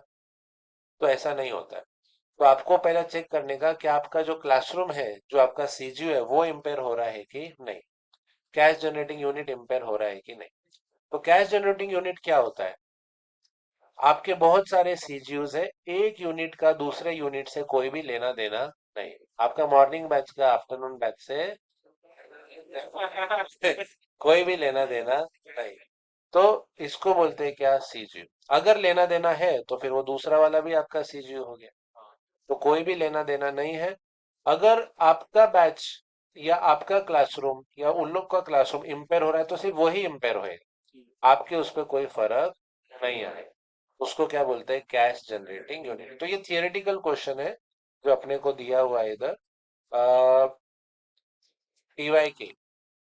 Question number 1, a publisher owns 150 magazine titles. कितना मैगजीन टाइटल, 150। जैसे मूवी के टाइटल होते हैं ना, तो यशराज फिल्म्स के पास सपोज करो 150 मूवी का टाइटल्स है, तो ये मूवी बनाने वाले, मूवी के टाइटल क्या होते हैं, रजिस्टर होते हैं। अब अगर एक मूवी का टाइटल दूसरे से लेना देना नहीं है, तो फिर 150 सीजीयू माना जाएगा।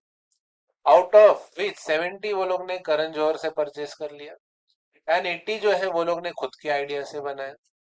The price paid for purchased magazine title is recognized as intangible asset. बराबर है, मैगजीन टाइटल है तो इंटेंजिबल रहेगा। Cost of creating the magazine title and maintaining the existing title are recognized as expense when incurred. Cash inflow from direct sales and advertisement are identifiable for each magazine title. ये सबसे important बोला। तो for example 5 classroom है, और पांचों classroom का आपस में एक दूसरे से कोई लेना देना नहीं। इसका कैश फ्लो अलग, इसका कैश फ्लो अलग, इसका कैश फ्लो अलग, सबका कैश फ्लो क्या है, अलग अलग अलग अलग। यानी कि 5 सीजीयू हो जाएगा। तो अगर आपका सीजीयू, एक पर्टिकुलर सीजीयू इंपेयर हो रहा है, तो फिर हम लोग उसके एसेट्स के बारे में इंपेयर करने का सोचेंगे। तो यहाँ पे देखो क्या बोलता है, cash flow from direct sale and advertisement are identifiable for each title. इस ये लाइन की वजह से हो सकता है कि देर आर 150 डिफरेंट सीजीयू। इसका मतलब क्या, दो मैगजीन नहीं चल रहा है ज्यादा अच्छा, बाकी मैगजीन चल रहा है, तो जो दो मैगजीन नहीं चल रहा उसको अपन इंपेयर करेंगे। अब कैसे करेंगे, क्या करेंगे, उसके लिए अपने को इंटर पास करके फाइनल में जाना पड़ेगा सीजीयू का इम्पेयरमेंट सीखने को। Titles are managed by the customer segment. Sir customer segment मतलब, कोई ऐसा मैगजीन है जो सिर्फ कार्तिक पढ़ता है, कोई ऐसा मैगजीन है जो सिर्फ जो है फैजान पढ़ता है। तो अलग अलग कस्टमर, अलग अलग मैगजीन्स होते हैं।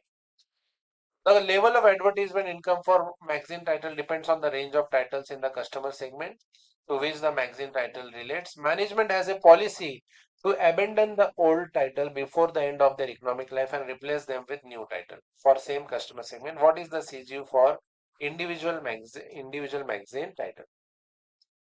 तो यहाँ पे सीजीयू क्या रहेगा, जो पार्ट मैंने हाईलाइट किया ना, कैश फ्लो जो है अलग है, तो सीजीयू कितना रहेगा यहाँ पे, 150 सीजीयू आएगा, क्योंकि सब सब मैगजीन टाइटल का एक दूसरे से कोई भी लेना देना नहीं। अगर वो लोग बोलते हैं ना भाई लेना देना है, एक मैगजीन टाइटल पे इम्पैक्ट आता है तो दूसरे पे भी आता है, दूसरे पे आता है तो तीसरे पे भी आता है, अगर इंटर रिलेटेड होता तो हम लोग बोलते थे कि भाई जो है एक ही चीज है। जैसे आपके क्लास में भाई अगर दो पीछे दो बच्चा लोग या आगे दो बच्चा लोग बात करे तो उसके आगे वाले बेंच पे भी इम्पैक्ट आएगा। तो अगर सपोज करो 50 बेंच है तो मैं ये नहीं बोल रहा कि 50 सीजीयू है, क्योंकि एक बेंच पे गड़बड़ होएगा तो दूसरे पे भी होएगा। तो क्या हो गया, हाईली इंटर रिलेटेड हो गया। तो ये आपका एक सीजीयू है, दूसरा क्लास आपका दूसरा सीजीयू ऐसे। तो इसका आंसर देखो मैंने दिया हुआ है पीछे आपको।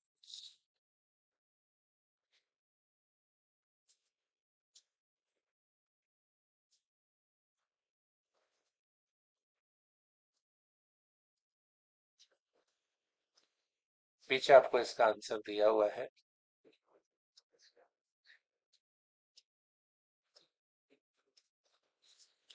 तो देखो क्या बोला, it is likely that the recoverable amount of individual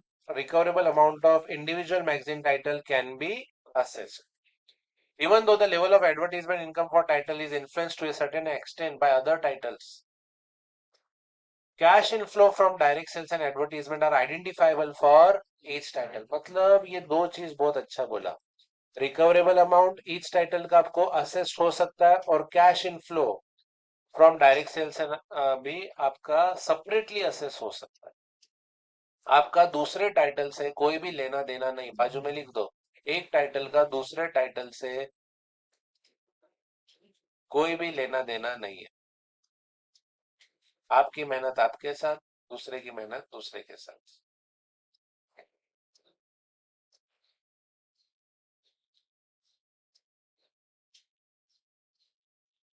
in addition लिखा आप लोगों ने,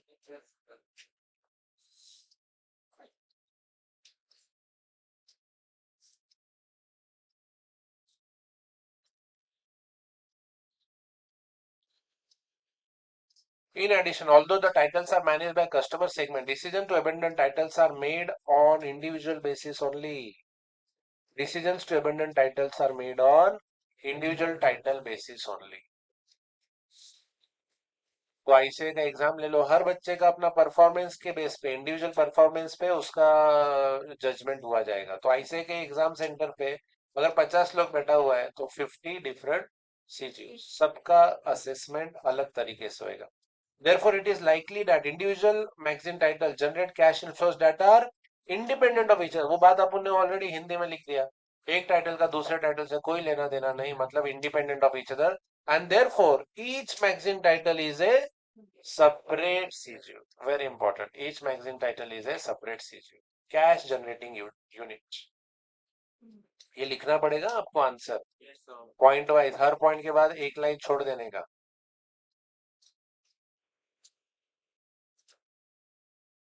जैसे बेस्ट की बस रूट है, किसकी, बेस्ट की।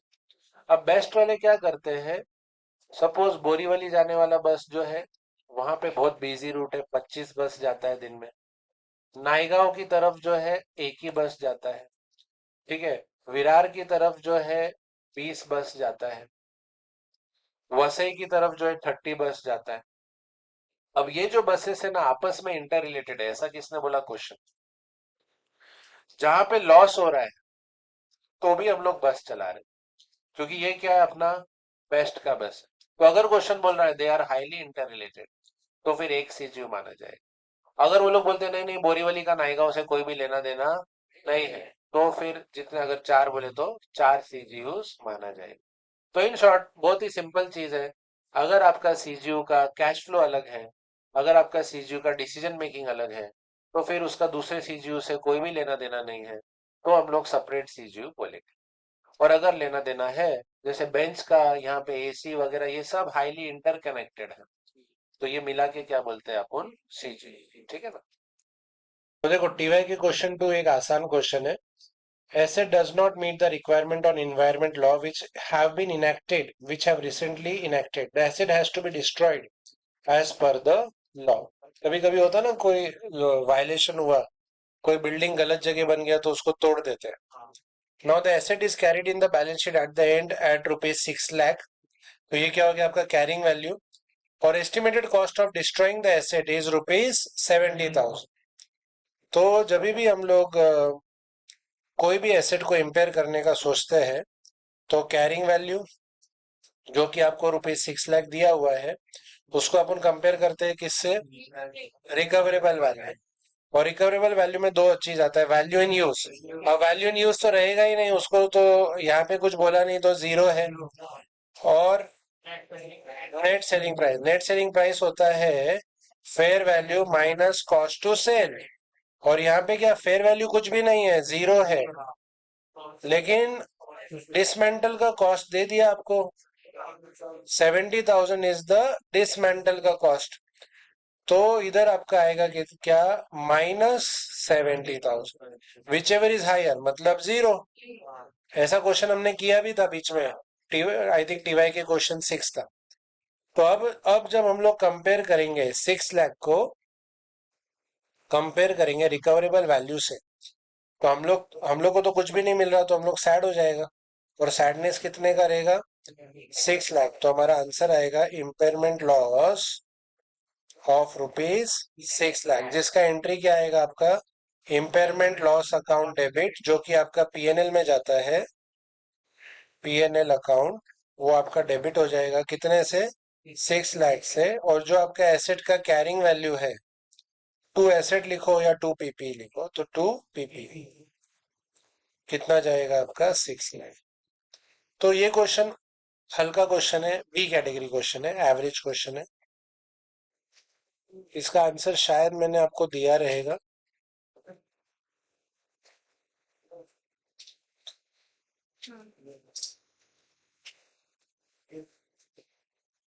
ओके, तो आंसर वो लोगों ने अपने को थोड़ा सा आईसीएम मॉड्यूल ने प्रोविजन टाइप दिया है। So impairment loss is the amount by which carrying amount exceed the recoverable amount, where recoverable amount is the higher of net selling price and value in use. Or in the given case, recoverable amount will be nil. Thus, impairment loss will be calculated ₹6 lakh. Therefore, asset is to be fully impaired, and the entire impairment loss has to be recognized as expense immediately in the statement of P&L.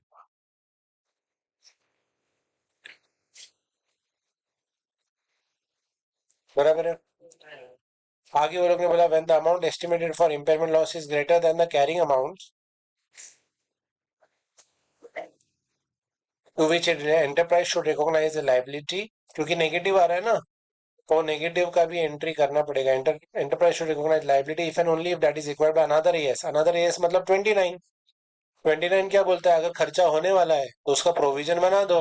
तो 70,000 का खर्चा होने वाला है, should recognize liability for cost of disposal of ₹70,000 as per AS10 and 29। Sir AS10 कैसे आ गया, AS10 जो है वो बोलता है present value of site restoration, तो ये वैसे आ गया। और AS29 बोलता है कि भाई प्रोविजन अपने को बनाना चाहिए, तो वैसे आ गया। बराबर है, बुक में या वो, क्योंकि ये कैसा एकदम जल्दी जल्दी सॉल्व के हिसाब से काम आ जाता है। और एग्जाम में जो आंसर लिखना है, जो मेन मेन पॉइंट्स है, वो आपको हाईलाइट करा दिया। नोटबुक में या जहाँ पे आंसर दिया उधर ही लिख सकते हैं। आईसीए का भी आंसर आप नोटबुक में लिख लेंगे तो अच्छा रहेगा। Pharmaceutical acquired a sachet filling machine on 1st April for 60 lakh. The machine was expected to have a productive life of 6 years. At the end of financial year, एक साल के बाद, the carrying amount was 41 lakhs. तो खरीदा कितने में था, 60 लाख में अप्रैल 2021 को, और एंड ऑफ फाइनेंशियल ईयर में कैरिंग अमाउंट हो गया 41। A short circuit occurred in the financial year, but luckily the machine did not get badly damaged and was still in working order.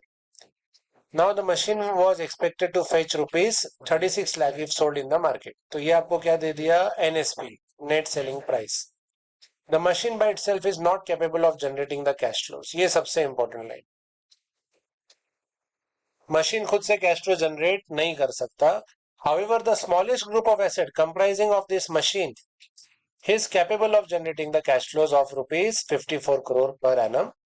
Smallest group of assets का मतलब होता है CGU, cash generating unit.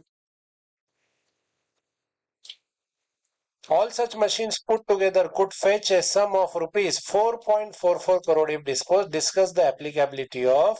Discuss करने को बोला, solve करने को नहीं, डिस्कस। तो अभी देखो, इसमें कॉन्सेप्ट छुपा है सीजीयू का। तो जैसे सपोज अपना अभी क्लासरूम लेते हैं, ठीक है। अब ये क्लासरूम में सिर्फ जो बेंचेस है, क्या bench independently cash flow generate कर सकते हैं क्या? नहीं। यानी कि अगर कोई बेंच इंपेयर हुआ ना, तो उसको इंपेयर करने का जरूरत नहीं है। वो क्यों नहीं है मैं समझाता हूं आपको। तो बेंच जो है वो independently, bench can not generate cash flows independently. हाँ, कोई आए बोले नहीं मेरे को बेंच पे सोने का है, हवा वगैरह एसी चालू है, तो फिर बेंच जो है, सोने का अपन पैसा लेगा उससे, तो फिर बेंच जो है कैश फ्लो जनरेट करेगा। लेकिन क्लासरूम में ना तो एसी कैश फ्लो जनरेट कर रहा है इंडिपेंडेंटली, ना तो फैन जनरेट कर रहा है। ये सब क्या है? Smallest group of assets. Smallest group मतलब ये क्लासरूम में बेंच है, एसी है, फैन है, प्रोजेक्टर है, बोर्ड है, टीचर है, आप लोग है, ये सब मिला के सीजीयू बोला जाता है। तो ये क्लास का सीजीयू अलग है, दूसरे क्लास का सीजीयू अलग है, तीसरे का अलग, चौथे का अलग, पांचवे का अलग।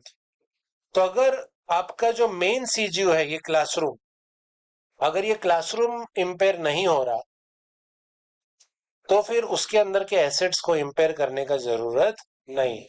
इट इज लाइक फैमिली है, अगर वो पूरा फैमिली अफेक्ट नहीं हो रहा, एक आधा बच्चा कुछ गलत किया, तो फिर फैमिली उसको संभाल लेगा। तो यहाँ पे हमको सीजीयू का कैरिंग वैल्यू पे ध्यान देना है। सीजीयू का जो कैरिंग वैल्यू है वो कितना है? अगर सीजीयू इंपेयर होएगा, डैडी इंपेयर होएगा, तो फिर बेटा इंपेयर होएगा। तो सीजीयू का कैरिंग वैल्यू देखना है, सीजीयू का रिकवरेबल वैल्यू। तो अगर हम लोग सीजीयू का केस देखते हैं यहाँ पे, comprising of machine is capable of generating cash flow of 54 crore per annum and has a carrying amount of rupees कितना? 3.46 crores। और आगे आपको बोला all such machines could fetch a sum of rupees 4.44, मतलब यहाँ का जो नेट सेलिंग प्राइस है वो 4.44 है। और जो वैल्यू न्यूज है उसके लिए लेके बोला तो है उसने कि 54 करोड़ जनरेट होएगा हर साल, लेकिन डिस्काउंटिंग फैक्टर क्वेश्चन ने दिया नहीं, तो अपन वैल्यू न्यूज कैलकुलेट कर नहीं पाएंगे, भले फ्यूचर कैश फ्लो दिया। अगर कर भी लो, तो भी अगर कर भी लिया तो 3 करोड़ आया लेटेस्ट है, तो भी तो विचेवर इज हायर ही होएगा। तो कैरिंग वैल्यू 3.46 है, बेचने जाओगे तो 4.44 मिलेगा, तो ये तो खुशी की बात है। तो सीजू में कोई टेंशन है ही नहीं। और सीजू में कोई टेंशन नहीं है, तो अगर आपका एक आधा बेंच खराब भी हो गया, तो इंपेयर करने का कोई जरूरत नहीं है। तो काफी अच्छा क्वेश्चन है एक्चुअली देखा जाए, पर एक लौता क्वेश्चन है ऐसा। तो ये केस में अपने को इम्पेयरमेंट करने का जरूरत नहीं, क्योंकि जो डैडी है सीजीयू, उनका सिचुएशन काफी अच्छा है। और यही बातें इंग्लिश में वो लोगों ने लिखा है यहाँ पे। Impairment loss is not to be, और ये पॉइंट वाइज अपन आंसर आपके नोट्स में आप लिख लेना। Impairment loss is not to be recognized for a given asset if its CGU is not impaired. CGU मतलब daddy, smallest group of assets को क्या बोलते हैं? CGU. In the given question, the related CGU, which is group of asset to which damaged machine belong, is not impaired. मतलब CGU is not impaired क्योंकि उसका recoverable amount is more than the carrying amount. Hence, there is no need to provide for impairment loss on the damaged machine. तो आपके ये जो answer है ना, 3 parts में आएगा। पहला पार्ट प्रोविजन का आएगा, दूसरा पार्ट ये आएगा, और तीसरा पार्ट ये आएगा। और ये क्वेश्चन अच्छा क्वेश्चन है, ए कैटेगरी क्वेश्चन। और एज एन ऑडिटर अगर इम्पेयरमेंट बराबर नहीं हुआ है, तो फिर आप उस चीज को लेके ओपिनियन में क्वालिफाइड ओपिनियन दे सकते हैं। जो चीज परवेसिव होती है, हर एक चीज पे इम्पैक्ट कर देती है, तो फिर आपका ओपिनियन एडवर्स डिस्क्लेमर तक जा सकता है। ये डायग्राम आपको चाहिए तो आप ड्रॉ कर सकते हैं। एक्सप्लेनेशन, पिछला आंसर लिखना है उसके लिए जगह छोड़ना पड़ेगा। ये कौन सा क्वेश्चन है आपका? टीवाई के क्वेश्चन नंबर 4।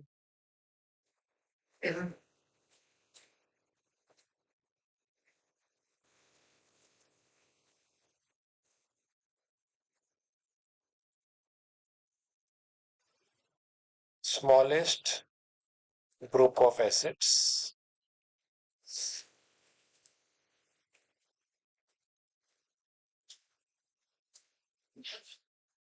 बराबर है।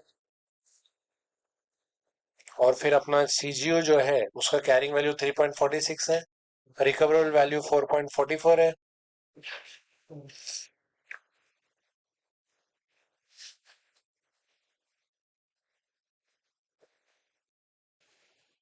से हम लोग वो प्रोविजन लिख लेंगे, बहुत अच्छा प्रोविजन है, एक लाइन छोड़ के लिख लेंगे।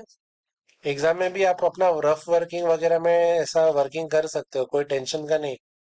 बच्चा क्या फर्स्ट अटेम्प्ट में सोचता नहीं नहीं हर चीज परफेक्ट, वैसा नहीं होता है। अकाउंट्स, कॉस्टिंग, एफएम आप अपने हिसाब से वर्किंग नोट प्रोवाइड कर सकते हैं। तो यहाँ पे ये जो प्रोविजन है ये आपको लिखना है, बाकी चीजें आप बाद में लिखेंगे। सबसे इंपॉर्टेंट लाइन ये फर्स्ट वाला है। हो गया, और टीवाई के भी सारे क्वेश्चंस हो गया। कौन सा ए कैटेगरी है, बी कैटेगरी है, वो मैंने आपको बताया। अभी जरा आईसीएम मॉड्यूल ओपन करते हैं, कुछ इंपॉर्टेंट बातें जो अपने को समझना है, बाई चांस एमसीक्यू वगैरह में आ सकता है, तो वो देखते हैं। रीजनल एएस है ना, वो बहुत बड़ा है, और उसका सीए इंटर के हिसाब से वो लोग ने अपने को क्वेश्चंस दिया है। तो कुछ ऐसी भी चीजें हैं जो क्वेश्चंस में कवर्ड नहीं है, लेकिन न्यू कोर्स के हिसाब से जो क्वेश्चन दिया वो ही आने का चांसेस है। तो कुछ कॉन्सेप्ट ऐसे है, जैसे जब आप किसी कंपनी में कोई सीजीयू आपका इम्पेयर हो रहा है, लेट अस से 3 डिविजन है, सीजीयू ए, सीजीयू बी, सीजीयू सी, सब सीजीयू बना के क्या होता है, कंपनी बनता है, तो उस कंपनी का गुडविल भी होता है।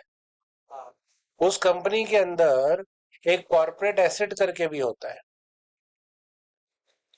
सर कॉर्पोरेट एसेट मतलब क्या? फॉर एग्जांपल 3 डिविजन्स है, और वो तीनों लोग जो है कैंटीन जो है, वो तीनों डिवीजन के लोग कैंटीन जाते हैं खाना खाने के लिए। तो कभी हो सकता है कॉर्पोरेट एसेट इम्पेयर हो रहा हो, कभी हो सकता है गुडविल इम्पेयर हो रहा हो। ठीक है। तो हर एक सीजीयू का कैरिंग वैल्यू होता है, हर एक सीजीयू का रिकवरेबल वैल्यू होता है। हर एक को हम लोग कंपेयर करते हैं। और अगर लेट से सीजीयू ए इम्पेयर हो रहा है, सीजीयू बी इम्पेयर नहीं हो रहा, सीजीयू सी इम्पेयर नहीं हो रहा, तो जो भी अमाउंट है, सपोज करो ये 10 है कैरिंग वैल्यू, और रिकवरेबल वैल्यू 6 है, मतलब 4 लाख से इम्पेयर हो गया। और अगर हमारा गुडविल 5 लाख है, तो जो इम्पेयरमेंट लॉस जाएगा ना पहला, 5 लाख पहला गुडविल में चला जाएगा। 4 लाख कहाँ से कम हो जाएगा? गुडविल से।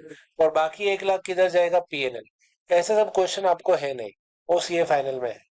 तो क्वेश्चंस करा के वो मतलब भी नहीं है, पर इसका अगर थियरी वेरी आ गई, तो अपने को बाई चांस एमसीक्यू वगैरह आया, तो अपने को वो चीजों का पता रहना चाहिए। तो मेन तो आपको फोकस करना है जो टीवाई के मॉड्यूल के क्वेश्चंस है, और अगर आरटीपी वगैरह में कुछ आया तो उसके ऊपर मैं मार्किंग करा रहा हूँ, कौन सा रीड का पार्ट है, कौन सा राइट का पार्ट है। तो जो डब्ल्यू पार्ट रहेगा वो एक बार लिख लेंगे तो अच्छा है। तो देखो, पेज नंबर आपका आईसीएम मॉड्यूल का 5.214, the standard should be applied in accounting for impairment loss except Ind AS to पे एप्लीकेबल नहीं है, क्योंकि वो तो ऑलरेडी इम्पेयरमेंट की बात करता है, वो तो ऑलरेडी वैल्यू लेस ही रखता है, कॉस्ट और NRV which ever is less. इसके लिए एस टू पे एप्लीकेबल नहीं। एस 7 अपने हिसाब से अकाउंटिंग करता है, एस 13 भी अपने हिसाब से अकाउंटिंग करता है, और डीटीए कॉन्सेप्ट जो है वो इम्पेयरमेंट वगैरह को कंसिडर नहीं करता है। तो ये आपका आर का पार्ट हो जाता। या एक काम करते हैं, लिख लेना, क्योंकि नया एस है ना, W1 करते हैं, एमसीक्यू में आ सकता है। और हर एक बैलेंस शीट में अपने को असेस करने का, enterprise should assess at each balance sheet date whether there is any indication that an asset may be impaired। रोज रोज तो असेस करने का जरूरत नहीं है, रिपोर्टिंग डेट्स में। Asset is impaired when the carrying amount exceed recoverable amount. The requirement use the term asset but apply equally to individual asset और CGU। क्या बोला? एसेट के अंदर दोनों आ जाता है, एसेट भी आता है और सीजीयू भी आता है। ये इसके अंदर हम एसेट को दोनों बोलते हैं, सीजीयू भी बोलते हैं और इंडिविजुअल एसेट। तो ये भी आपका ये सॉरी W1 हो जाएगा, W1।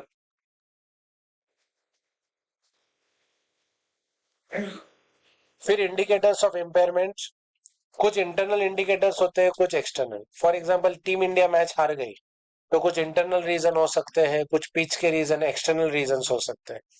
तो एक्सटर्नल में क्या है, एसेट का मार्केट वैल्यू डिक्लाइन हो गया। सर ऐसे कैसे डिक्लाइन हो गया? आजकल ब्लैक एंड व्हाइट फोन का उतना वैल्यू नहीं है, डब्बा वाला कंप्यूटर का उतना वैल्यू नहीं है। टेक्नोलॉजी में चेंजेस आ गया, पुराने टाइप का जो चीजें हैं वो इतना अभी प्रेफरेबल नहीं है। पहले ब्लैक बोर्ड होता था चौक वाला, अभी टेक्नोलॉजी चेंज हो गया तो वो अभी ब्लैक बोर्ड नहीं खरीदते, चौक का सेल बंद हो गया। अगर डिस्काउंटिंग फैक्टर इंक्रीज होता है तो present value of future cash flow जो है वो क्या हो जाता है, डिक्रीज, तो आपका वैल्यू इन यूज पे इम्पैक्ट आएगा। तो जहां पे इन्फ्लेशन बहुत ज्यादा है अभी, जब वैल्यू इन यूज कैलकुलेट करते हैं रिकवरेबल वैल्यू के अंदर, तो वैल्यू इन यूज और नेट सेलिंग प्राइस होता है। तो वैल्यू इन यूज क्या होता है, present value of future cash flow. और फ्यूचर कैश फ्लो का निकालने के लिए और प्रेजेंट वैल्यू निकालने के लिए डिस्काउंटिंग फैक्टर चाहिए ना। तो अगला 10 साल क्या डिस्काउंटिंग फैक्टर रहेगा वो अपने को नहीं मालूम है। क्वेश्चन तो बताएगा पर प्रैक्टिकल लाइफ में अगर इन्फ्लेशन बहुत ज्यादा बढ़ गया तो वैल्यू इन यूज तो बहुत कम हो जाएगा। तो वो सब एक्सटर्नल इंडिकेटर्स है। ये आपको ऐसा पूछ सकते हैं भाई, कोई भी आपको इंफॉर्मेशन देंगे देंगे कि भाई ऑब्सोलेसेंस और फिजिकल डैमेज हुआ, तो क्या ये इंटरनल इंडिकेटर है कि एक्सटर्नल है कि नन ऑफ द अबव है। तो ऐसा आपको बाई चांस एमसीक्यू पूछ सकते हैं। तो ये भी W1 का पार्ट है। इंटरनल ऑब्सोलेसेंस और फिजिकल डैमेज,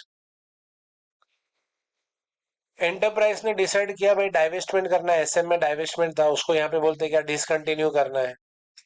और या तो फिर economic performance of the asset, machine जैसा पहले अच्छा चलता था अब वो उतना अच्छा मशीन चलता नहीं, तो इकोनॉमिक परफॉर्मेंस डाउन हो गया। तो दिस आर द इंटरनल वाला, बराबर। ये सब है बी कैटेगरी। पर मैं W1 क्यों बोल रहा हूँ, क्योंकि अपने को नया एएस है ना, उस हिसाब से चीजें क्लियर रहेगा। और अगर इंडिकेशंस ऑफ इम्पेयरमेंट होता है तो ही एसेट को हम लोग इम्पेयर करते हैं, जबरदस्ती हम लोग उसको इम्पेयर नहीं करते हैं। पीएनएल पे जबरदस्ती डेबिट नहीं मारना चाहिए। If there is an indication that an asset may be impaired, this may indicate that the remaining useful life, the depreciation method or the residual value for the asset need to be reviewed. मतलब अगर आपका asset empire हो रहा है तो आपको बाकी चीजें भी asset related, life, depreciation method, वो सब भी आपको क्या करना चाहिए, रिव्यू करना चाहिए। उसका एसेट का लाइफ, क्या डेप्रिसिएशन मेथड है, फिर इम्पेयरमेंट लॉस क्या होता है, रिकवर। हम लोग ने तो क्या फॉर्मूला बेसिस किया, कैरिंग वैल्यू को कंपेयर करते हैं किसके साथ, रिकवरेबल अमाउंट पर। ये सब एक एक बार लिखने का चीज है। W1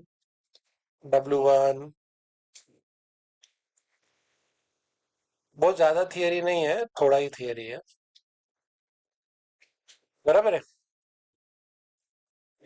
वैल्यू इन यूज ये आर का पार्ट है, it is the present value of future cash flow. तो आपको फ्यूचर कैश फ्लो एस्टिमेट करना पड़ता है, और डिस्काउंटिंग फैक्टर क्या लेंगे वो भी आपको क्या करना पड़ता है, एस्टिमेट, बराबर है। फिर उसके बाद बेसिस ये कुछ इंपॉर्टेंट नहीं है। Foreign currency future cash flow by chance MCQ में आया तो सर फॉरेन करेंसी में क्या होने वाला है, स्क्रीन पे ध्यान देते हैं। हम लोग इंडिया में रहते हैं और हमारा जो एसेट है ना, हमारी सब्सिडियरी जो है वो यूएस में है। तो आपका जो एसेट का कैरिंग वैल्यू है वो डॉलर में रहेगा। फॉर एग्जाम्पल $1,000 है, कितना, 1,000। और उसका रिकवरेबल वैल्यू वगैरह भी डॉलर में रहेगा, नेट सेलिंग प्राइस डॉलर में, वैल्यू इन यूज डॉलर में। तो जब आप वैल्यू इन यूज निकालोगे ना, तो present value of future cash flow, तो discounting factor, inflation rate, US का 3% है, भारत का 9% है। तो आप ही बोलो, जब present value of future cash flow निकालोगे तो डिस्काउंटिंग फैक्टर यूएस का लेने का कि इंडिया का, कोई इंडिया बोला कोई यूएस, मशीन किधर है उधर का लेने का। तो मशीन तो यूएस में रखी है, तो फिर 3% लेंगे। ठीक है, तो फिर आपका यहाँ पे आया, सपोज करो इधर आया $500, इंडिया का लेंगे तो कुछ और वैल्यू आएगा। और इधर आया लेटेस्ट से $200। ये क्वेश्चन भी आपको दिया नहीं यार, देखो पूछने को कुछ भी पूछ सकते हैं, ऐसी बात नहीं है, लेकिन फिर लेकिन सीए फाइनल का क्वेश्चन न्यू कोर्स में इमीडिएटली तो नहीं आएगा, धीरे धीरे आता रहेगा। आरटीपी जो भी है, जैसे AS10 है, पहले 10 क्वेश्चन का ही था, फिर धीरे धीरे आरटीपी थोड़ा जमा होता गया, जमा होता गया, तो वैसा। तो इसमें क्या है, विच एवर इज हायर, तो इधर क्या आएगा, $500। अब $500 जो है वो तो लेस है कैरिंग वैल्यू से, तो $500 का इम्पेयरमेंट होगा। पर अपन अपने बुक्स में तो $500 में इम्पेयर दिखाएंगे नहीं, $1,000 में से 500। तो हम एक्सचेंज रेट अप्लाई करेंगे जिस दिन इम्पेयर हुआ। तो जिस दिन इम्पेयर हुआ उस दिन का एक्सचेंज रेट है 70। तो $500 इंटू ₹70, तो ऐसे करके इम्पेयरमेंट होएगा। तो यहाँ पे foreign currency cash flow are estimated in the currency in which it will be generated and then they are discounted for the time value of money using the discounted appropriate for that currency. तो ऊपर मैंने explanation लिखा है, foreign currency cash flow will be discounted using foreign का discount rate, जिस country से cash flow generate होता है उसी कंट्री का डिस्काउंटिंग फैक्टर यूज करना चाहिए। ऐसे तो कॉमन सेंस का भी बात यही बोलता है। डिस्काउंट रेट हमेशा प्री टैक्स होना चाहिए। ये सब आपको एमसीक्यू में बाई चांस आया तो आया, मैंने इसको आर कैटेगरी में रखा है फिलहाल। सीए फाइनल में इसके ऊपर 2-3 क्वेश्चन है, अच्छा वो डेफिनेटली ए कैटेगरी हो जाएगा तभी। रीड का ही पार्ट है ये, आपको ऑलरेडी मालूम है। तो जो डिफरेंस होता है वो इम्पेयरमेंट लॉस में जाता है।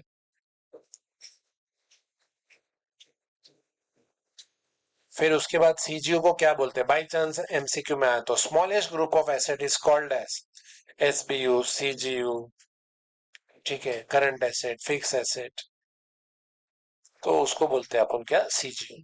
W1 नेक्स्ट पेज पे आता है।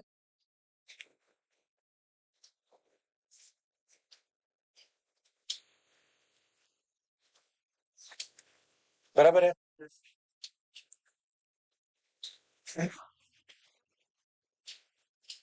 फिर आप आएंगे पेज नंबर 5.233 पे, डिस्क्लोजर करके दिया है आपको। डिस्क्लोजर किधर जाता है, नोट्स टू अकाउंट्स में। तो क्या क्या डिस्क्लोज करने का, कितना इम्पेयरमेंट लॉस आया, कुछ रिवर्सल हुआ है क्या, और अगर रिवैल्यूएशन सरप्लस के अगेंस्ट कितना इम्पेयरमेंट लॉस एडजस्ट हो गया,